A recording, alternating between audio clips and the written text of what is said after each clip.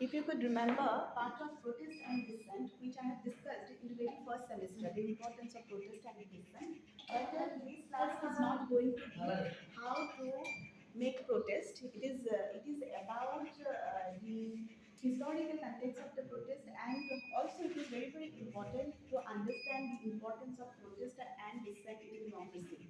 When you talk about the democracy, we'll start with this democracy. When you talk about the democracy, democracy is basically a combination of two terms, demos and kratos. You know that? Demos means people, right?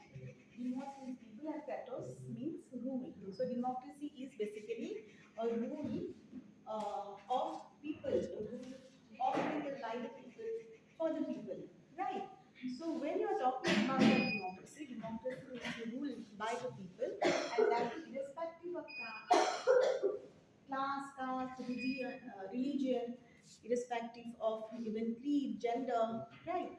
So when you talk about the rule by the people, here it is also very important when these people can create legitimacy upon the government, they try to control the government through even you see the initiation, referenda, recall. These are some of the methods and also plebiscite which are, you may say that, which are the methods as well as characteristics to define the democracy.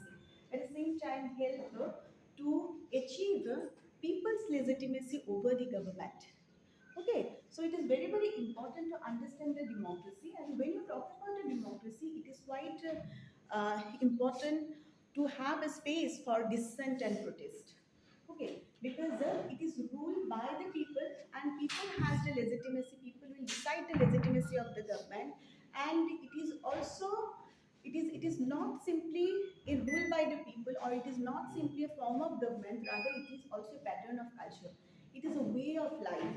It is a deep order of the society, right? And hence, as it is an order of the society, as it is the way of life, as democracy is the pattern of culture, it is also very important to have a space for dissent and the protest in this democracy, so that the rule of the people may prevail. So wherever you see in a form of government there is no provision of dissent, no provision of arrest, people who are protesting are getting arrested, actually see there is a downfall of the democratic provision, democratic spirit and process. Okay, hence it is important. Leave it. I'm audible, no? Yes, I'm audible. Then it is fine. Leave it. Leave it. You go attend the class. Leave it. It's fine. There are not many students. They will not join the class. It is fine. It's fine. For next class, I will leave it. Okay, that's fine. It's fine. So you see that what is the importance of dissent and the protest in democracy? It's very important. Yeah, come. And there are few places which are calling them. Yeah. Now,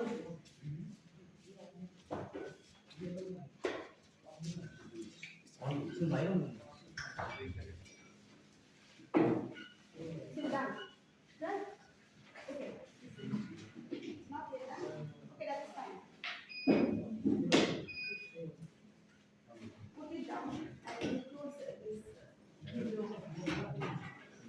I will be using this box because I myself is not able to use it. Last time I used it once. So we have started with the democracy and importance of dissent in this democracy. Right. So when we talk about the dissent or the protest, we also know we have a student union here, and you are the GSIS, right? General Secretary of Student Union, right?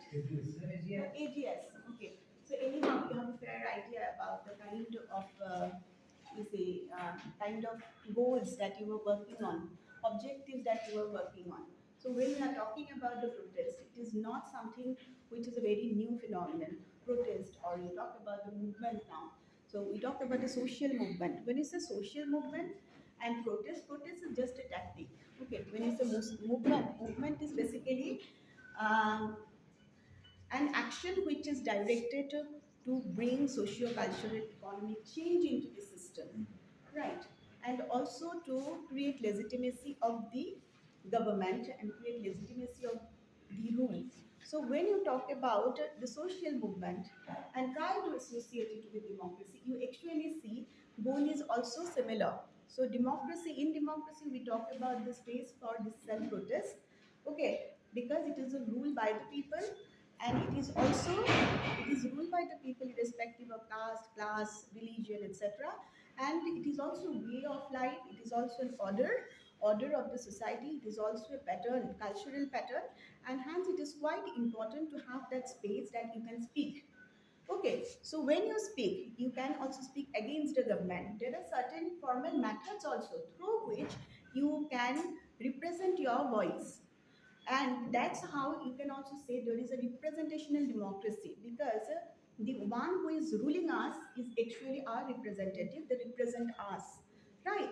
So we talk about representative democracy, we talk about liberal democracy also. Even many a time liberal democracy is a representational democracy. We'll discuss different types of democracy in coming classes, but in today's class, we are not going to discuss about different form of democracy. We will be restricting ourselves to discuss the protest, which is also a method to attain the democratic power and democratic norm. So protest is a simply method of attaining this democracy, to even indicate that democracy prevails. Okay, so it is not something which is unconstitutional. It is not something unparliamentary. So it is also a method. So dissent is also a method that rule of the people prevails. Right. So here it is very, very important to understand the goal of any kind of protest. So in last class, I have also told you that there are some, you see this helping cause and also like revolutionary cause. In the like very first semester, if I have introduced a bit about this protest, so or perhaps taking up online class. So when you talk about the protest, here we talk about a cause first. There has to be a cause, no? So as I've already told you, start with student hesitation. Student hesitation, student unrest is another important, like like way to protest for their legitimacy. And students are very, very vulnerable. If you say vulnerable in the sense, why you are vulnerable? Because of the short span of life, which will not give you a stability to reflect upon the goal, okay, and create a pressure on the decision maker for a sustained period of time. And also at this period of time, there is also age transition, because of which you at times feel difficulty to have an identity.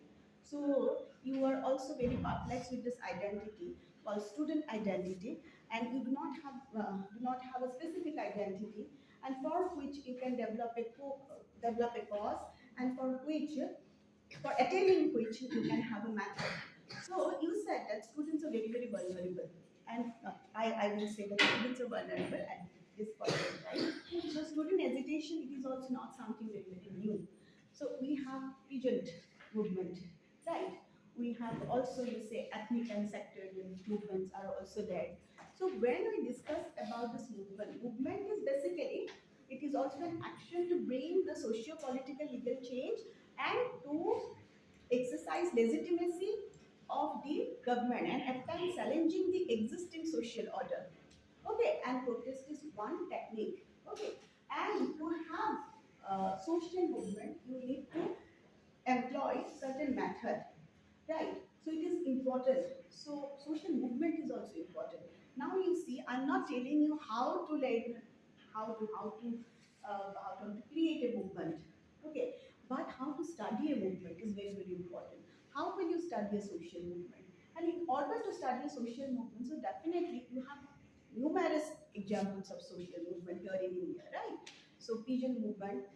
So when it first started, you actually see you also have some movement which is named after leadership, right? Bipin Arang movement, Mahatma Gandhi's movement, right?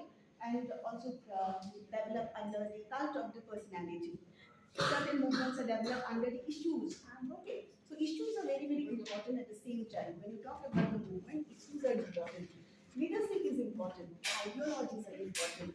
Cause is very, very important. So here, when you talk about this movement, so protest, I'll come to protest because protest is also it is a technique, and many a time it is also said as a movement, protest movement. We talked about protest movement because you have the ability to express dissent. Because it is a democracy, you have that space, and certain goals are not even being fulfilled. You feel that you are being deprived of, and there might be a general sense of belief which help you to create a kind of deprivation for a sustained period of time, because of which you think that you need to protest, and it is through which you see you can even get your goals and objectives reflected. So in each kind of movement, what is important is the cause. Okay. So when you talk about the social movement, here what we are discussing about social movement, protest, and democracy. Democracy, or role of dissent in democracy.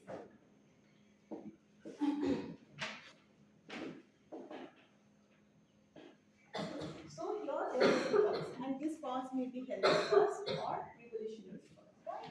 It may be healthy cause or it may be a revolutionary cause. You also see that many protest movements may be persuasive, may be resistance, or maybe you see revolutionary. Now, revolutionary is something which is transformative. You know, it is a transformation into actually bring change to the entire political system. When it's a political system that existing, that legitimate order, which is there, because it will challenge that legitimate order. When we talk about the revolutionary changes that will actually address the power inequities between haves and haves not, these are the two terms which we usually use in terms of understanding the doctrine of class struggle, but haves and haves not in terms of, like, you say these terms are used in every aspect, right?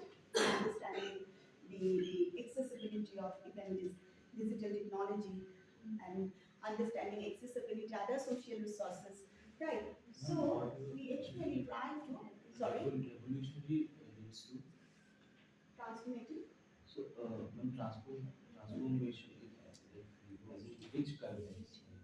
Because when there are like Transformation, when technological. you talk about social, political, economic transformation, when you actually talk about social transformation, even you see the kind of revolutionary change can also culminate at a rural level. Okay, it can culminate at a local level, district level. Okay, at the state level. Okay, it depends upon the power structure involved, and the people who are actually involved in deciding the power or also distributing this power. So when we talk about any kind of conflict here, we also cause of this protest or even cause of any kind of conflict. It's important to understand the power inequities. Okay, so you develop that confrontation through which you will bring the revolutionary change. Okay, and it is also transformation in terms of, you see, transformation is a word which is also used by political parties nowadays. Like transformation, we are talking about this transformation of a social order, political order. So they will also think about incorporating revolution in their political agenda, but it is simply a propaganda. When you talk about the revolution, it is actually overthrowing this existing structure. You are not supposed to continue with the same structure. How will you bring change into the existing structure? You will have to indicate those changes. Then I will understand that there is a revolutionary transformation of the existing structure. Okay, so suppose Marx talks about this, like, revolutionary changes. Okay, that is abolition of the whole state mechanism. That is revolution. Because how can you even think about abolition of a state mechanism who is actually doing the state is something which is giving us, like, giving us not only a territorial guidance, but the state is also one with the help of which our identity has also been, you see, saved and reshaped. Okay, so understand that it is very, very repressive, and that's why we change in our history. Or when you talk about the revolution, suppose any kind of power inequities, powers are not distributed, goods are not distributed properly. Okay, in any organization, suppose there might be a revolution that worker union, trade union might also demand, like, the change in the organizational setup, the whole authority. So that will be revolutionary change, and the way of working will be changed. Suppose the structure of working, way of working will be changed. So that is revolutionary. So from the point of protest or leading a Yeah. revolution. So when we talk about different, you just mentioned Marx. Marx talks about people's democracy. So ma'am, Okay, that people's democracy is almost different from participatory democracy, deliberative democracy, liberal democracy. So there are different variants of democracy. There is also consociational form of democracy. And we talk about this associational form of democracy. So what is important for us now, because we need to limit ourselves. Okay, so we will be discussing of different variants of democracy, but let us let our discussion limit to one aspect, like, and that is representational democracy here and role of protest and all. Because we are talking here about representational democracy because India is a representational democracy. And there are certain characteristics of representational democracy, and let me take those characteristics are all of you know, free and fair election is there. So it is very, very important. What is the characteristics of representational democracy? Free and fair election. The very first, free and fair election. Right? Free and fair election. Representational democracy. Free and fair election. Then we have, you see, universal adult suffrage, irrespective of class, caste, like age, gender, adult suffrage. So everybody has right to vote. Then also we have equality in terms of enjoying the distribution of all the goods. So that is what equality, right to equality. So right to equality actually sum up equal enjoyment of all the goods, be it employment, be it like the benefits from the government. So equal enjoyment of common good and public good. Okay, so that is another part of representative characteristic of representative democracy. Fourth is a responsive government and responsible government. Government is supposed to respond to.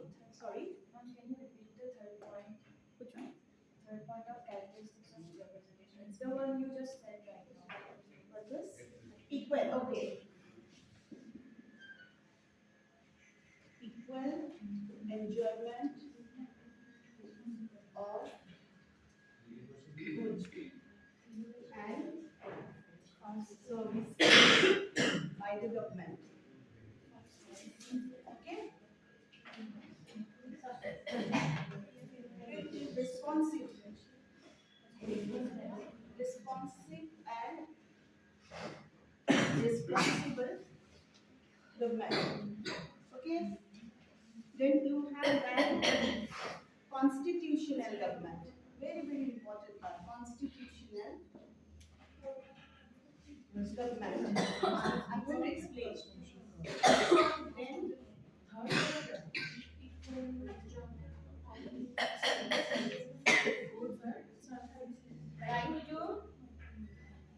right to protest and dissent.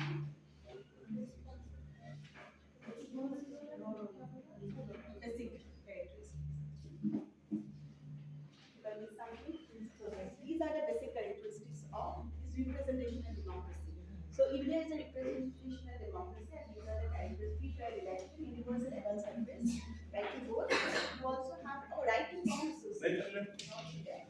So another one is right to form association. Right to form association. Okay.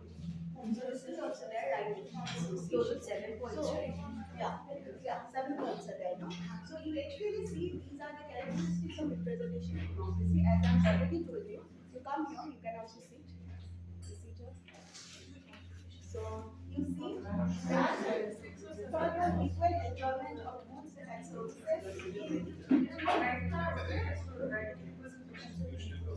Okay. By government, then responsible and you say responsible government. So government is responsible. Loud. it might not be direct or might sound a bit. Well, in this point, we have this equal enjoyment of goods and services. And when there is right to vote, there we just expect that we is equal. So now I can understand one thing. Yeah. In terms of we are considering everyone equal.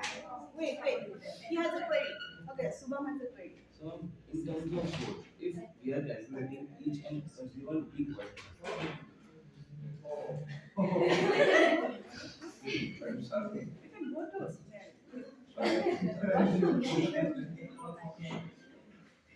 In terms of vote, we are treating each and every adult equally. Yeah. In terms of vote, we are treating each and every individual. And then there is this point that equal that right equal enjoyment of goods and services. So then that reservation point. So initially it was with a like ideation like to support Yeah.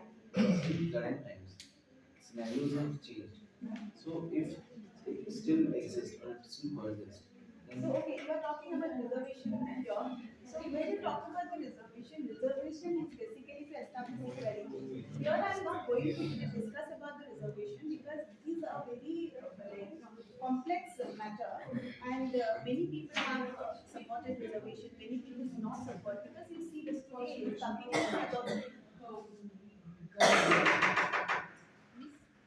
so competition has been right. So we also look for equal employment of goods and services, and resources are very limited. And reservation is there.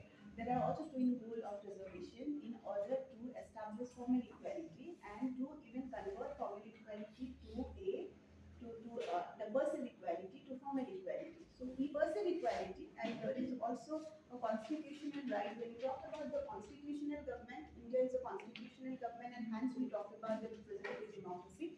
Why this constitutional government? I'll come to your point because it will define the role and scope of different organs of the government. What are the different organs? Legislature, executive, and judiciary, right? So it will actually explain the role of different organs of the government and limit the scope of different organs of the government. There is one more point which I have forgotten: independence of judiciary to address the grievances. That is also another very important part of representative democracy: independence of judiciary. Judiciary is independent to take any decisions and also independent from government control, independent from executive control and legislative control. So it is independent to take any decision, and that is also part of representative democracy. Now, when you talk about the equal enjoyment of goods and rights, this is what is the very basic essence of the representative democracy, equal enjoyment of goods and services. And there are different techniques and the methods through which this equality, right to equality, will also be established.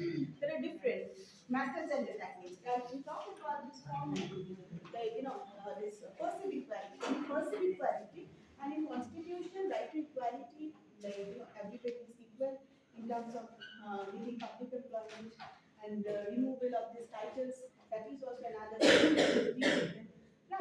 So that is there, but that is person equality. There is some method to establish, you see that formal equality, and those are like you see increasing the number of scholarship, introducing scholarship and increasing the number of scholarship, and that is for the backward students, and also for those students who are from this below poverty line or economically poor, so backward. So that is also another issue to establish another method or technique to establish formal equality.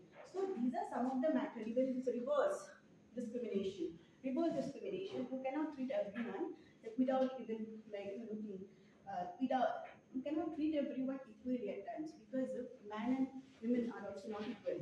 So okay, everybody even by birth we also don't get we won't born in rich or even higher rates. There is also strata in the society. Rich poor strata is always there. So you cannot simply say that everybody is equal and equal entitlement is possible. But state to certain extent can make some adjustment and also accommodate those who are less privileged and also bring them to that equal ladder.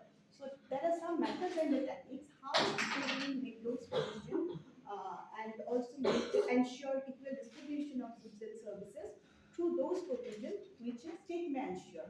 Okay, so when you talk about the enjoyment of goods and services in terms of reservation, we do have let me tell you, we do have a separate class.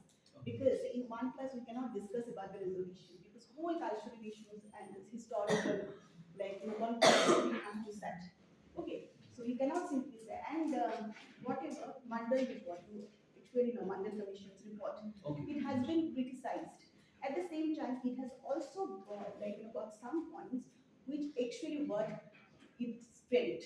Okay, so every side, every issues has got positive and negative sides, and hence we look into it to some time. Now we see is responsible government is another characteristic of representative democracy. Respond to the dissent. How government will respond to the dissent is very very important. If government will actually resort to arrest of those who are dissenters and who are protesters, so definitely government is not democratic, right? So it's not even responsive and responsible. At the same time, you see right to, that is right to dissent, as I have already told you, that will save the whole democratic fabric, the cultural power of a country which claims itself to be democratic. And then we have right to form association is very, very important. We talk about this consociational democracy now. This is based on large number of associations which are existed. It's also a pluralist form of government. We talk about pluralist democracy. Large number of association they actually created bargaining and negotiation in between. They create lot of bargaining, collective bargaining for issues which are regarded and considered importance to specific groups, and based on its importance, they actually create weighted scale or measurement scale and create pressure upon the decision maker to take decision on that issues. Okay, so when you talk about the representative democracy, basically it is an indirect democracy. There was also direct democracy once. There was a direct democracy which was equivalent to agora in Greek city spaces. Agora, when that group of citizens, there were three kind of classes earlier. When there is less number of population, people were divided into three kind of classes, like citizens, metics, and there is also one more classes about it. It is in Greek city state. Okay, here in India also we have the class division, which is also the upper, not upper class, middle class. Here we talk about this like in Hindu scriptures, if you follow it, and if you are rejecting it, that is a different because there are also many movements. When you talk about the protest, we protest is not simply limited to protest. This is another form of protest. Student hesitation and unrest is one form of protest. We also have a peasant protest. We also have, we see protest, Dalit protest movement. Okay, we talk about this B.R. Ambedkar. Okay, his father figure Manguram, Jyotiba Phule, who actually criticized those Hindu scriptures and consider that these scriptures are the reason for creating the inequalities between Hindus and non-Hindus, or upper caste and the lower caste. Okay, so protest is not simply limited to studying one form of a group. Okay, we have ethno-sectarian protest. Ethno-sectarian protest is also there, which is very, very territorial in nature. Ethno-sectarian protest, like we talked about the protest related to linguistic reorganization of state, and that is basically ethno-sectarian protest. The protest related to linguistic reorganization of the state, of the state. Okay, and tribal protest is also there. That is another form of protest. Okay, that is also based on relative deprivation. Yeah. But I don't know what happened, what is the connection happening right now is that there is three languages which commonly the same for the name they follow. That is Kannada, English, and Hindi. So they don't use Hindi. They actually wherever it is printed, they just hide them. So can we consider that this particular scenario under ethnic protest because they are actually boycotting in Hindi language. Yeah. So can it be considered under the Ethno-sectarian. Yeah, ethno-sectarian. Now you see that there are different kind of causes behind this protest. Yes. So we actually see helping and revolutionary cause. Apart from this, if we look into the sociological aspect of any kind of protest, you will get to understand that there might be a relative deprivation. Okay, so there are certain theoretical framework, and some of the theoretical framework mass communication scholars scholars have also got from sociology. Okay, one is resource mobilization technique, which is equivalent to understanding the protest online or online activism. Okay, so we will discuss about some of the causes, and that too from this mass communication approaches and from sociological approaches. Okay, mass communication perspective and sociological perspective. So if you understand the cause, why that protest might or discontent or any kind of conflict and the chaos may arise. What might be the cause? Cause might be the relative deprivation. But relative deprivation is basically a gap between the aspiration of the group and their achievement. Okay, so that can be even applied to a student group or even pigeon group. Okay, or even relative deprivation is also seen among the tribals because they are also often marginalized. They feel marginalized. Okay, so because they think that they're relatively deprived to another group. So there is no classic measurement or objective measurement standard. And that's why most of the time these you see this relative deprivation as a cause for protest is not substantiated. But yeah, if you have to study the protest, so you can actually take this framework. One is relative deprivation. Relative deprivation of one group compared to another group, advantageous group, whom they emulate. So here there is a comparison between two groups, but there is no objective standard or measurement through which you can actually study the disadvantageous condition of the dissenters or the dissenting groups. Okay, and hence most of the time relative deprivation is also not that substantiated because in theory we actually follow certain standard and objective, some parameters, and then we see that whether this kind of act or psychological act or moral act or even the quarrel has matched to this very standard or not. Okay, but still it has been used, you see, prolifically in most of the studies, in sociological studies to understand the social movement, and even in mass communication research in understanding the cause of any movement. One is relative deprivation, okay, and then we have personal maladjustment. That is also another theory. Personal maladjustment is uh, uh, related to broken family or a kind of introvert. We all have that personality, but we tend to be introvert most often. So we tend to alienate ourselves from the society because nowadays it helps us, like in digital world, we also find ourselves into that cocoon. We create our own box, and we also feel very comfort to live in that cocoon, right? So this is a kind of norm nowadays. So with the help of, you say, the physical technology, with the help of this discursive technology, newly evolving technology, which has saved our interest, saved our even saved our personality, we also say that this technology, digital technology, at the same time has also created certain cooking, right, and help, not help, even it has also alienated people from the society. So that is also part of personal maladjustment.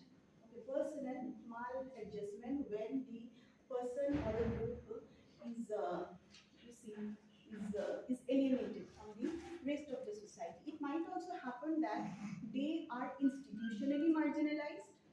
Okay, they're institutionally marginalized. So here also you see at times it happens that there are certain policies, certain rules are such that they are made to be institutionally marginalized. One such certain group of people. Okay, and that has created grievances on them. Okay, so you can give me several examples regarding this, that befitting. Okay, that is one. That is also a policy to be institutionally marginalized. One particular community is already marginalized. Okay, that is also one thing. So that is also, it is related to personal maladjustment of a particular group who feel marginalized at times and who also feel that they are not integrated in mainstream society. Okay, always feel marginalized because they are also not given that space. And it is interesting every nowadays, like you see, there is also a kind of not only upper mobility among the migrants, which is which was missing, and there is a self-assertion among them. Earlier, you also get to find, which I'm talking about this Bangladeshi Muslim communities. Huh? We call it Mian, in Sor and Sal. There are many Mians are also there. So you actually see earlier that is the mentality of the Assamese people were such that okay uh, they can be easily availed. Okay, so we are prospering because of Mians, right? This is also one thing because they can work more. So we Assamese, we are hardcore Aporia, so we cannot work. Right? This is also, we do not have that work ethics.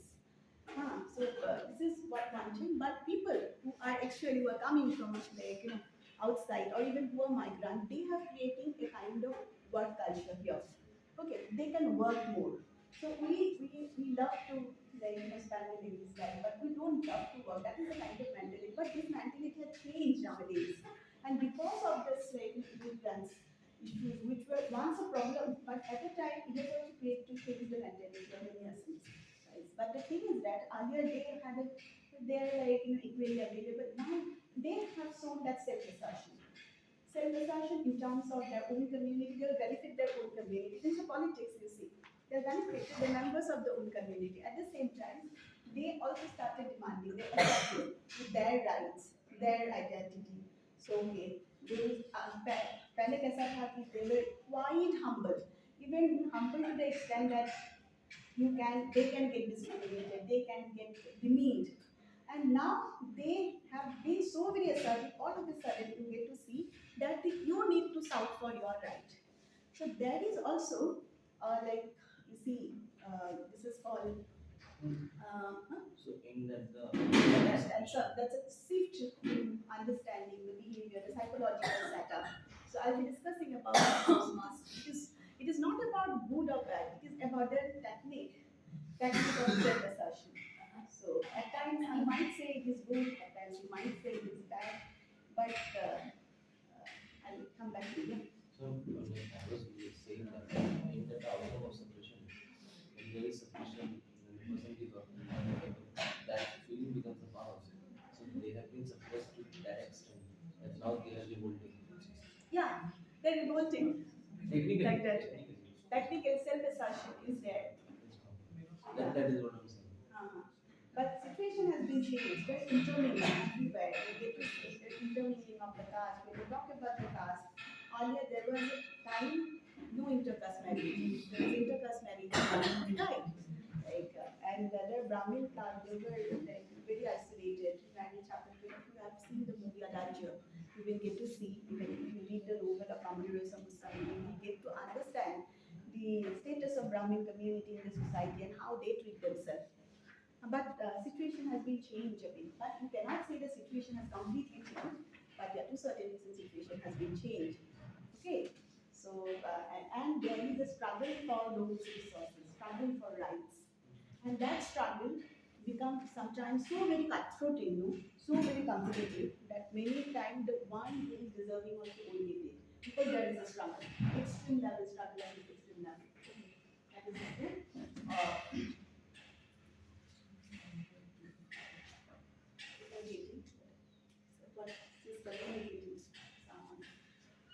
Okay, so what we were thinking, okay, that's causes, right? Causes. One is related deprivation, and another one is personal maladjustment.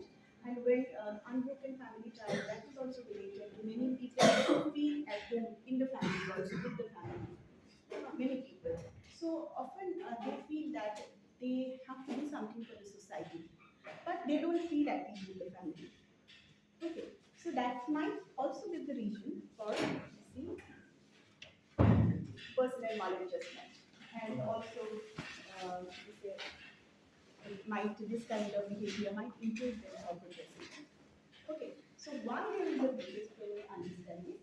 So we need to find that there are certain causes, and these are the main causes of the personal maladjustment is one. Related provision. Huh? Related Related deprivation is one. You also have the resource mobilization now. Another framework, very important, resource mobilization. And resource mobilization is another framework to study both activism online and offline, or protest online and offline. When you see resource mobilization, and this resource mobilization, when you talk about this, is basically understanding not the cause of the revolt or conflict or the protest. It is basically to study the technical mobilizing the resources which can help to achieve an online activism or an offline activism, or to carry out a protest. Okay, so it is not related to the cause, but there has to be a cause. Without cause, there cannot be any protest, right? There has to be a goal. That goal may be a helping goal, that may be a revolutionary goal. You might think of helping you see this victim, or you might think of changing the whole system. So there has to be a goal, but the goal is somehow, you see, undervalued here. You are going to think about the technique of mobilizing the group. So there are different techniques of mobilizing. One is the ideology. Ideology is very, very important to mobilize the group ideology, because it will legitimize the group. What is the importance of ideology?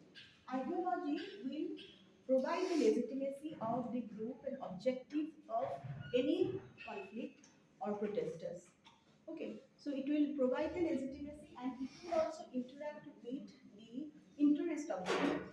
So it will help to even adopt the means how the goal is to be achieved. Okay, so when you talk about this ideology, ideology is one kind of resource. Okay, then we have leadership. That is another kind of leadership. So pattern of leadership, which will actually define the direction to that movement, to the place, to the action. Okay, so it's very, very important to understand the leadership pattern, and also leadership instinct. If you understand the leadership of Mahatma Gandhi during non-cooperation movement and during the freedom struggle, you understand the leadership of Jyotiba Phule, leadership of B.R. Ambedkar, who actually advocated a separatist policy. And separatist policy is very, very important at that point of time to establish equality. At least that too on the basis of discrimination or reverse discrimination. But he also said that one stage will come, like, one day the stage will come when there will not be any need for separatist policy. He also said that. But he advocated that is the means. Okay, so leadership, that is the means to, you see, achieve that goal, and also a leadership as well as a leadership card to even give a direction to the movement. Okay, you talk about the leadership of, you see, there are some leadership which treat themselves as a divine incarnation of the God, like in Munda movement, Kool movement, Santhal movement. There are Birja Munda is there. You see, he himself, project that he's the incarnation of the God, and he received messages from the God, supernatural, supernatural messages from the God. So he is one, and that's how he actually helped to mobilize the followers. Okay, because he also knew that real people, real mass do not have that intimacy, and they are always physicalized, they believe in God.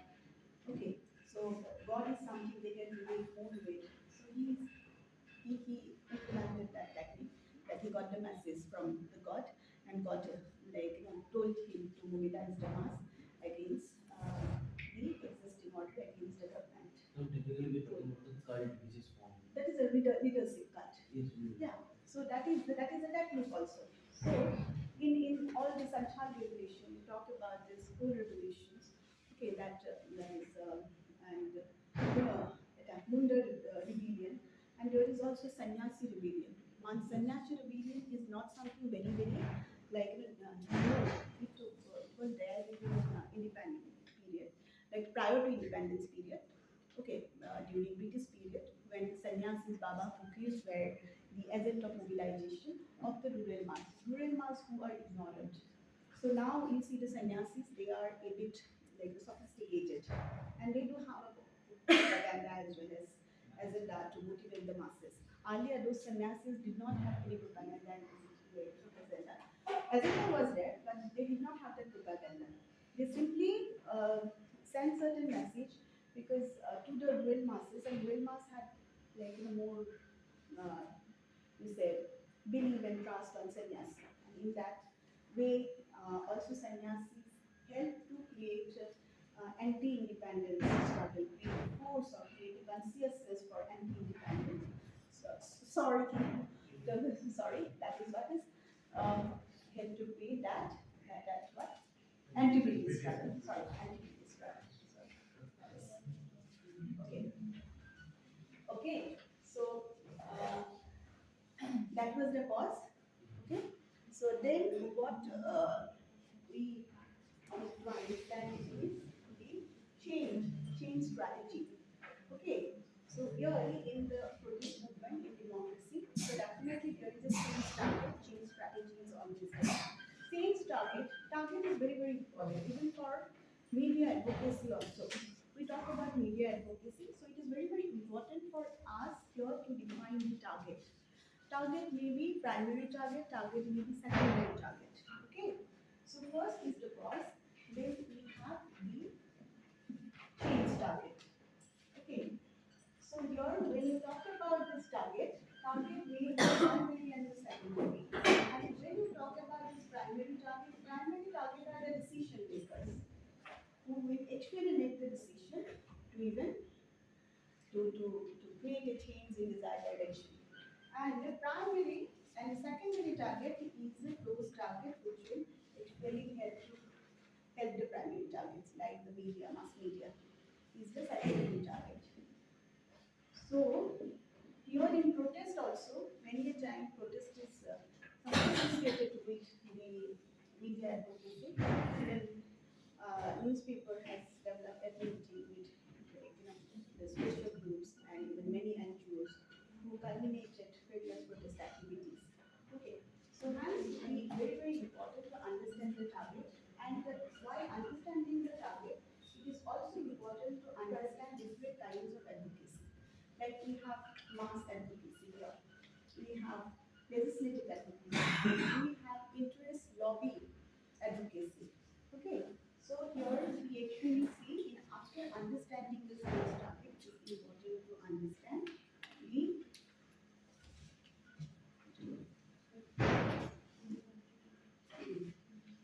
mass advocacy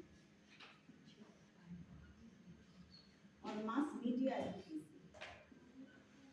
or not even mass media, media advocacy.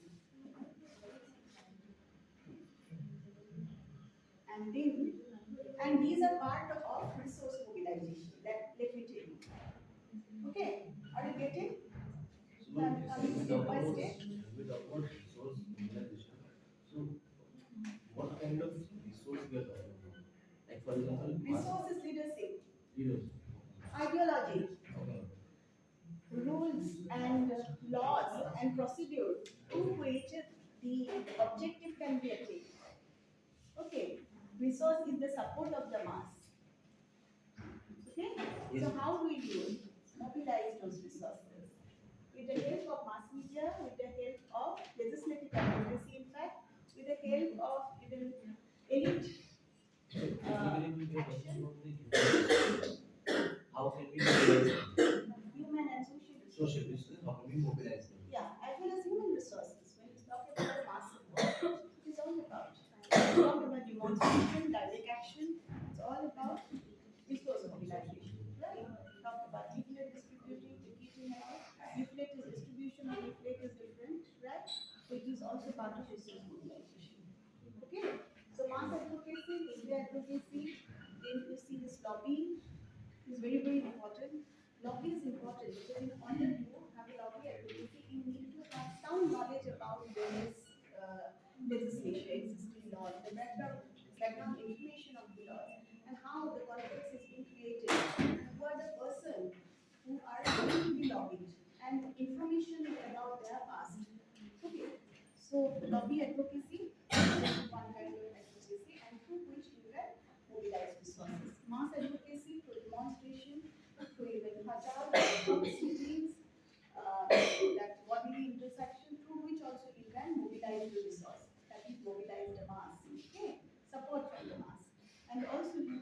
media advocacy, for which you need to have a sound strategy and campaign plan through which you can mobilize resources. When you talk about the sound campaign plan, you also need to define the target and then you need to develop a message which is very, very clear, right?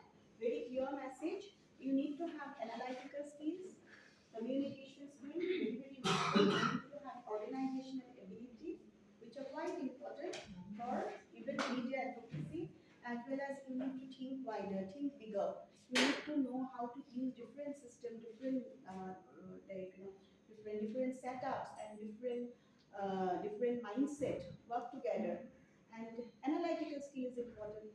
Analyzing is government policies, analyzing the social situation, analyzing the kind of activities of the pressure group is very, very important. So analytical skill is important. Analysis of the social situation is very, very important. Communication skill is important in terms of documentation of the messages, in terms of also packaging of the messages from the sources, and in terms of develop contact with the mass media is very, very important. That is communication skill. Organizational ability, how to translate the existing pressure into the policy pressure is very, very important. That is organizational, skill, which is there, which will also come under, you see, this come under media advocacy. So these are the methods through which you can actually mobilize the resources and you can also get to understand the change target and work with the target. So your target may be like the press person, target may be the decision maker whom you can influence. Right. So it is very, very important to understand different ways to actually develop activism as well as a protest as well as social movement. And if you study that social movement and the protest, you need to study this aspect. Okay, whatever I have discussed. Okay. Now understood? It's understood? So we continue?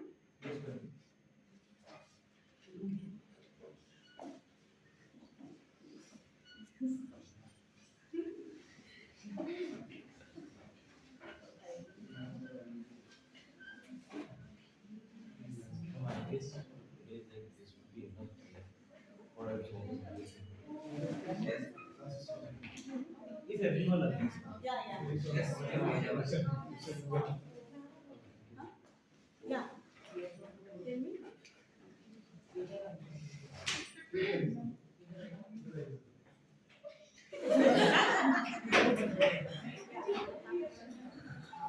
Yes.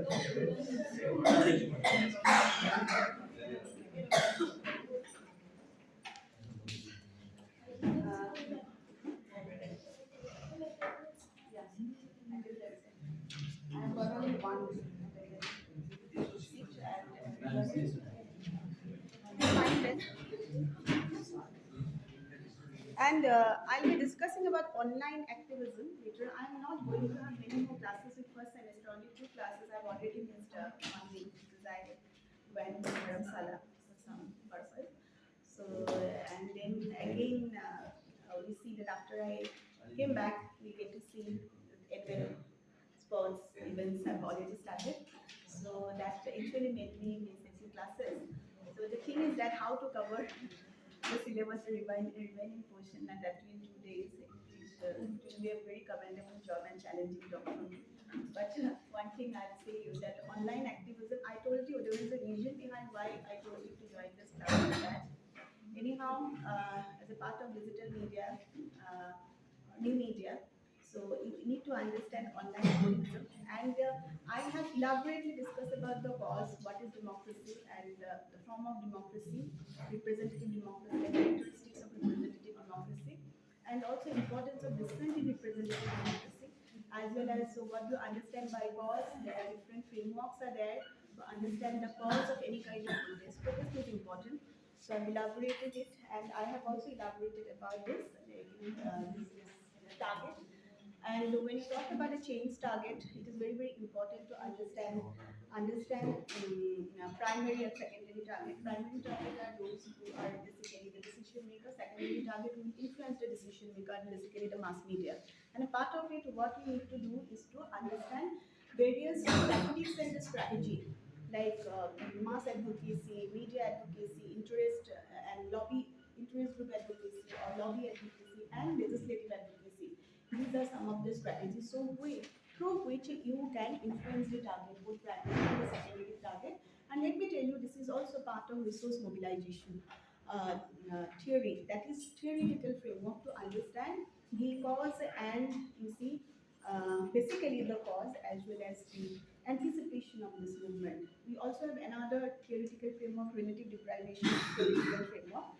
Relative deprivation is basically came from sociological resources. So you actually see the sociological study focus on relative deprivation, discontent theory. That is also discontent is also equivalent to discontent, the kind of general belief which help a mass or collective to stimulate action. So that is also another theory. Personal maladjustment is also another theory to understand or theory or framework to understand the cause and anticipation of any kind of protest. Okay, so that we have discussed, and because it is not possible to discuss protest in one class, because apart from that we have also different kinds of protest. We talk about student student movement, we talk about pigeon movement, but here as it is not a sociological class, so I will not be discussing characteristics of all this movement, but it is important to understand the student movement because it is something which is which can be relatable to youth or youth movement.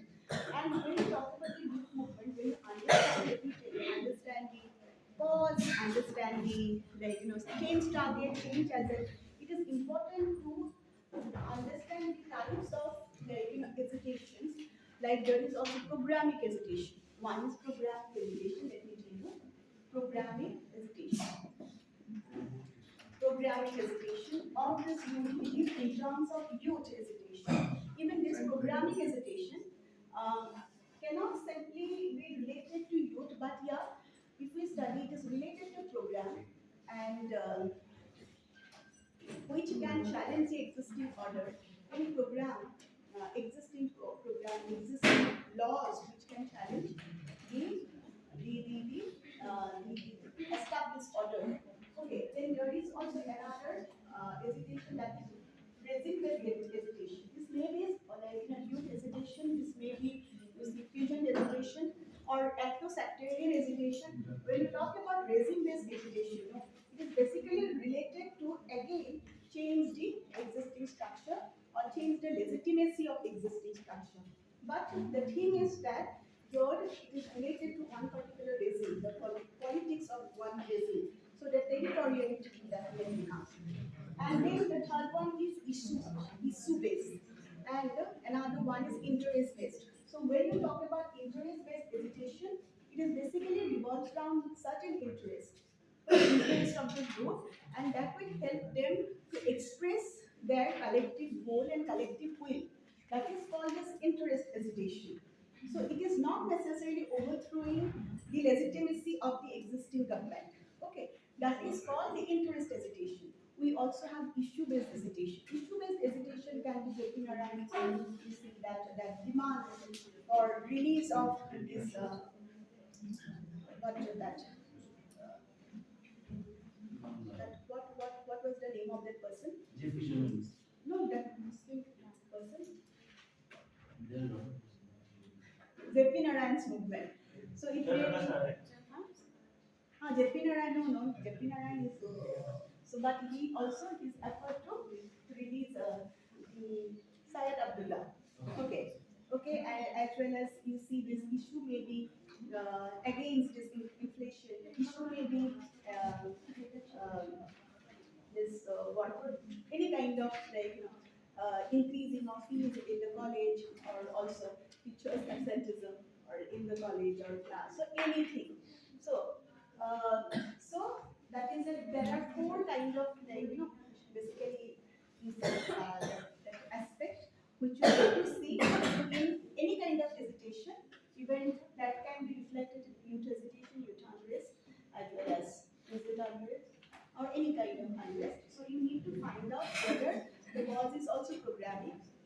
interest-based, issue-based, or